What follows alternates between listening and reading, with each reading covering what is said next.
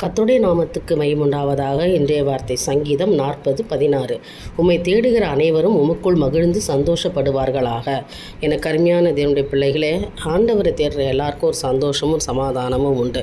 அவர் சொல்கிறார், உங்கள் துக்கம் எல்லாம் சந்தோஷமாக மாறும், உங்கள் கண்ணீரால் நான் துடைப்பேன். ஏனென்றால் கர்த்தரை தேடுகளுக்கு ஒரு நன்மையும் குறைப்படாது. அதான் இந்த வசனம் சொல்லுது, உம்மை தேடுகிற அனைவரும் உமக்குள் மகிழ்ந்து சந்தோஷப்படுவார்களாக. நீங்கள் கர்த்தரை தேடுற பிள்ளைகளாக இருந்தால் இன்றைக்கி நீங்கள் தேவனை நோக்கி பார்ப்பீர்கள்னு சொன்னால் உங்கள் வாழ்க்கையில் ஒரு சந்தோஷமும் மகிழ்ச்சியும் உண்டாயிருக்கும்.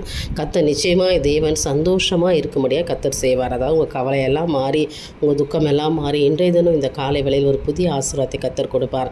நிச்சயமாக இந்த வார்த்தையை நம்பி தேவனை நோக்கி பாருங்கள். கர்த்தரால் ஆகாத காரியம் ஒன்றுமே இல்லை. ஆண்டவரை மாத்திரம் தேடுங்க. ஆண்டவராக இயேசு கிறிஸ்து உங்கள் வாழ்க்கையில் முன்னால் வைங்க. உங்கள் வாழ்க்கையில் நீங்கள் பெற வேண்டிய ஆசீர்வாதம் எல்லாவற்றும் கர்த்தர் கொடுப்பார். என் தேவனுக்கே மகிமை உண்டாகட்டும். ஆமேன்.